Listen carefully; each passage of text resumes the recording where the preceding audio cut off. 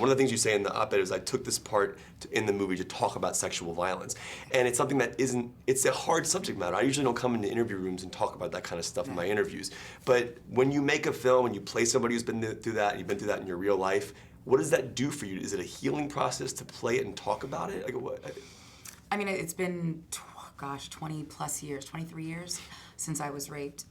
Healing is a day-to-day struggle. Yeah. Some days are better than others. I have opted in my career to not play characters who've been sexually assaulted because years of therapy, I just didn't want to undo the work. I couldn't be that emotionally raw and vulnerable in the moment, and I don't want to go on a press tour talking about it.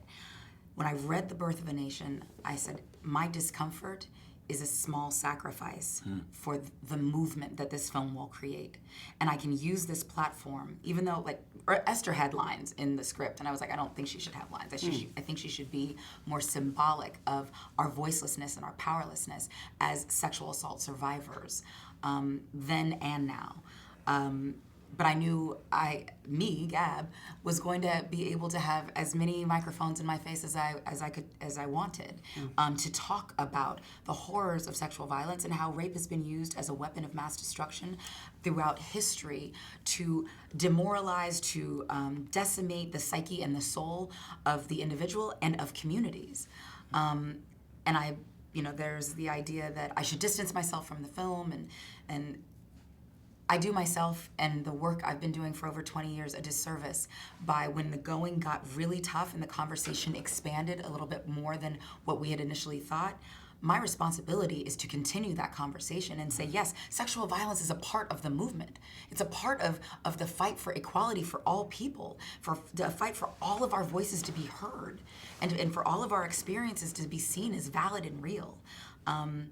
And that's what this movie is about. It's about a movement. We're not selling a movie, we're selling the movement. When you left that theater, couldn't breathe. I've met no one who didn't want to do anything or change or start a conversation. That's what we're talking about. I know you mentioned something just now in your answer about distancing yourself, but not doing that because obviously you want to continue the conversation. Is it, obviously considering what is going on in the controversy and the allegations, is it hard to still talk about the film, knowing that you can't take that lightly, as you said in your piece? No. No, because this film is bigger than Nate Parker. It's bigger than me, it's bigger than Colman or any single individual. It's about the movement for equality and fighting oppression. Yep. In the same way that if you ask Colin Kaepernick, is this about you?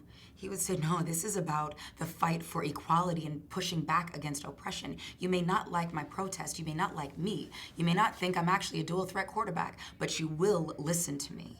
And I'm going to start and change and shift the conversation in this country, and that's what we hope to do. Now, did the conversation shift? Yes, it did. I'll take that.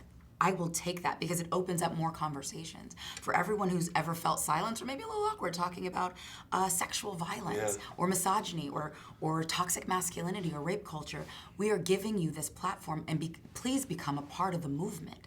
Change minds, help people evolve, teach our children differently.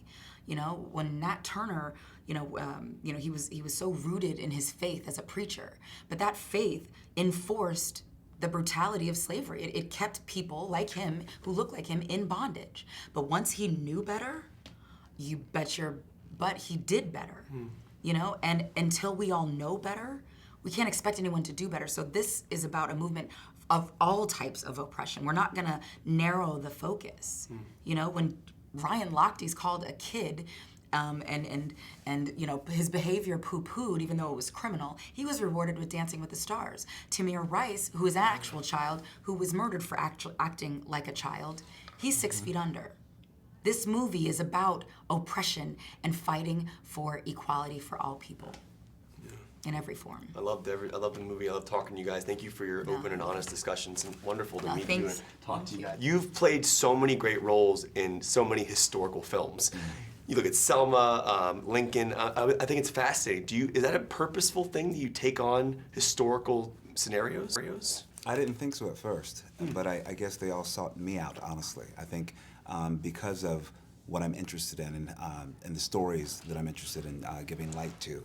It actually makes sense to me now that I'm being, what the platform that I'm being used for is to tell these complex stories about our humanity, in particular representing African American men, and with complexity and detail and intelligence and fight and spirit. So that's something I'm personally interested in. So I feel very proud that that's part of my body of work.